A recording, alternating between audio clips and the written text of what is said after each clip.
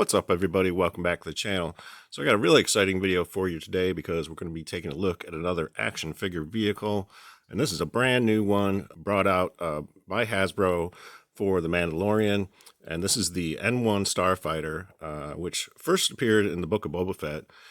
But they actually featured Mandalorian graphics on the box because it is featured more heavily in the Mandalorian series season 3.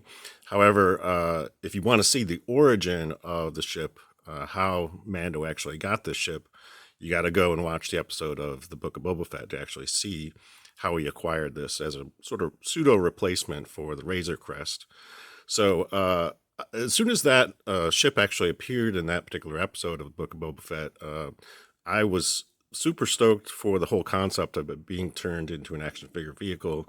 I just thought it was really amazing, and it sort of reminded me of the kind of hobbling together of things that was done in the Mad Max films.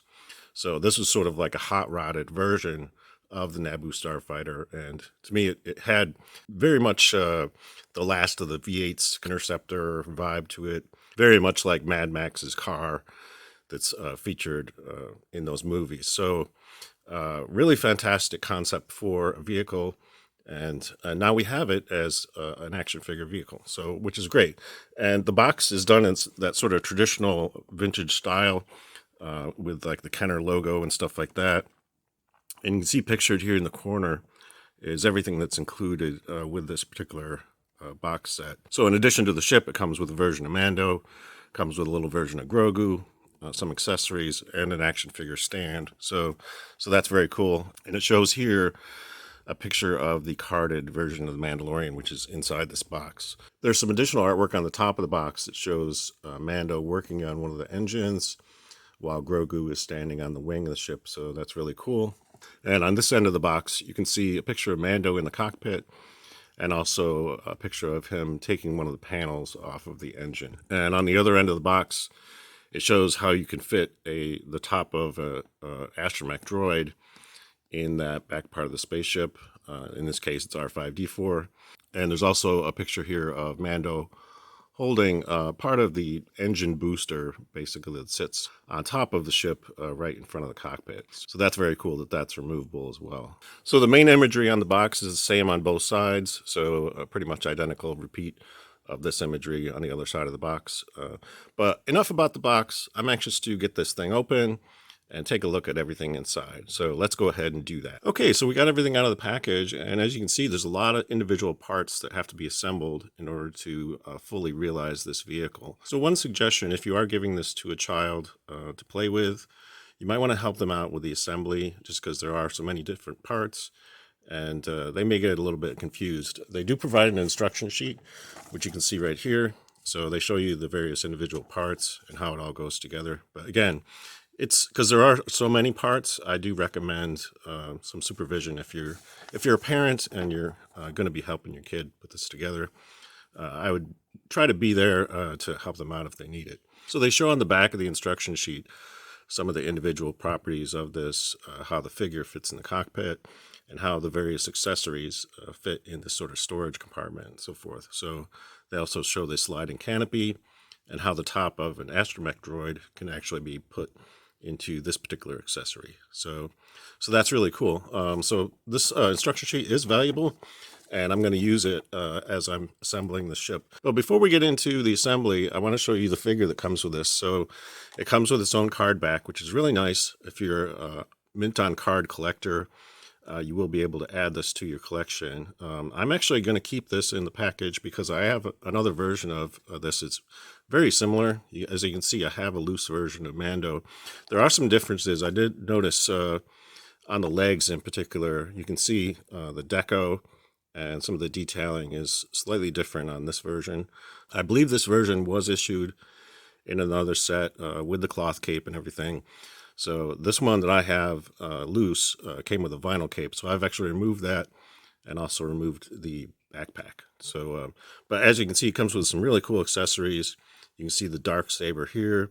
You can see the Beskar spear, and he does come with a jetpack as well. So very cool figure. But again, because this figure is exclusive to the Starfighter, and it might have some value on its own, I think I'm going to leave this on the card for now, just because I have a loose version of Mando, which will be sufficient to actually demonstrate how he fits in the cockpit. So let's go ahead and do that. So as you can see, I have my version of Mando, so we'll just get him into position so we can actually put him in the cockpit. And as you can see, I'm leaving this disassembled for now so I can actually show you some of the features. You can see some of the detailing inside of the cockpit. They got the displays, and actually they did detailing on the underside of this canopy as well. So you can see all that in there. And this is the storage compartment I was mentioning. So they actually show instructions on how to put various accessories in here. So this is one accessory that came with my version of Mando that does not come with this particular set, but there is a space for it in this storage compartment. So you can actually click that into place, and there's a place to actually store that. So that's really nice. And also the backpack, the jetpack actually fits in here as well. So you can see, even though those accessories don't come with this particular set, there is a place to actually fit them in there. So cockpit looks really cool. So let's go ahead and put Mando in there.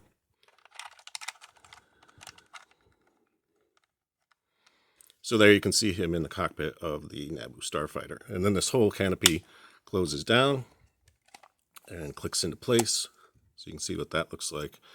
And there also is the sliding feature of the canopy, which slides forward. So you can actually sort of demonstrate how it looks with the canopy open like that, like it does in the actual show. So that's really cool as well. So that's one feature that does not exist on my Episode 1 version of the Naboo Starfighter.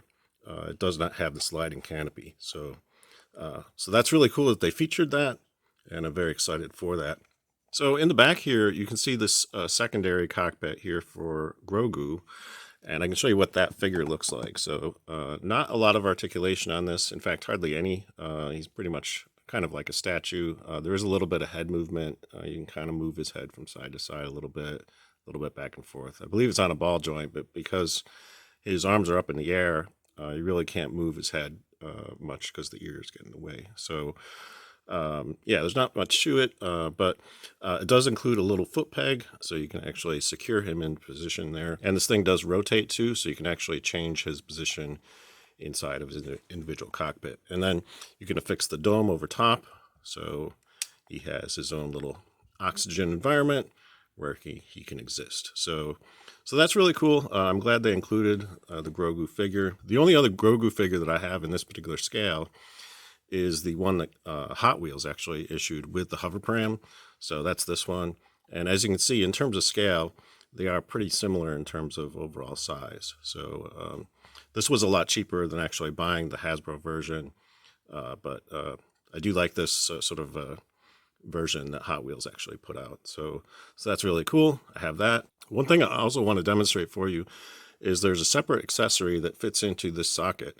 So you can actually remove this whole piece right here, and then you can insert a different piece, which is meant to accommodate the head of an astromech droid. So I don't currently have the R5-D4 figure in my collection, but the good news is this is backwards compatible with a lot of the other Build-A-Figure astromech droids from the past. So I have some of these from the Legacy collection, and yes, these will fit in here as well. So even if you don't have R5-D4, you can actually fit a lot of droid heads on the top of this. So you can take that one out, and here's another one that will actually fit in there. So yeah, you can fit pretty much any of those sort of removable heads that come with those Build-A-Figures. And again, it can rotate, so that's very cool. I'm hoping to eventually get that R5-D4, but they do sell it on an individual Mandalorian card. So I will probably acquire that at some point so I can utilize this particular feature. So main part of the cockpit looks really cool, but I'm anxious to sort of get this whole thing assembled and have a look at it, what it looks like in its fully realized form. So let's go ahead and do that. Okay, so we got this thing nearly fully assembled, and I left off a couple parts because I wanted to show you a couple extra features here. So you can see there's this little hole here in the back before you put on the tail section. And that involves a particular plot point of the assembly of this vehicle in the Book of Boba Fett series. So there was a part that they needed to acquire, which actually fits in here. And once it's in place, you can actually see it through this little cavity right here. So that's very cool. And then once that's in place, then you can put on the tail section and make this vehicle complete. So let's go ahead and do that. So that part is now in position, so you can see that. And there's also a panel that can be affixed to several different places on the ship. So you can see this piece right here will actually fit on here like that. Or you can alternatively put it on the other side. So you can fit it over here. So there you can see this part has some flexibility in terms of where you're positioning it. So that's quite ingenious. Overall, I'm really liking the look of this. As you can see, there's a little bit more shininess to the front part of the craft as opposed to the rest of it. Sort of done in sort of a somewhat shiny gray plastic, not a ton of weathering detail. And I'm kind of happy they didn't go overboard with the weathering, just because for certain customizers, they may actually want to do their own weathering on it. I know from the experience with the original Naboo Starfighter, some of the weathering was actually kind of overdone. So I ended up having to remove some of that and redo it. So to make it more to my liking. But overall, I think they kept this to a relative minimum in terms of the weathering. So, and I think that looks pretty good. Tail section looks really cool as well. And I like all the little cavities and access points on the ship. And I think it all looks really cool. And you can see the bottom of this fairly plain. Not too much going on the base of the thing. Speaking of the base, it actually comes with a couple of different stands. So there's actually this one, which you can put into place and actually has it sort of in its parked position. So sort of low to the ground. So that's one stand. And then they include this other one, which has the Mandalorian logo on it and has a ball joint here, which is flexible, which allows you to actually reposition the ship. So once you click that into position, this allows for various positions to display this thing. You know, you can have it tilted to the side, you can have it rising upward or in a nosedive.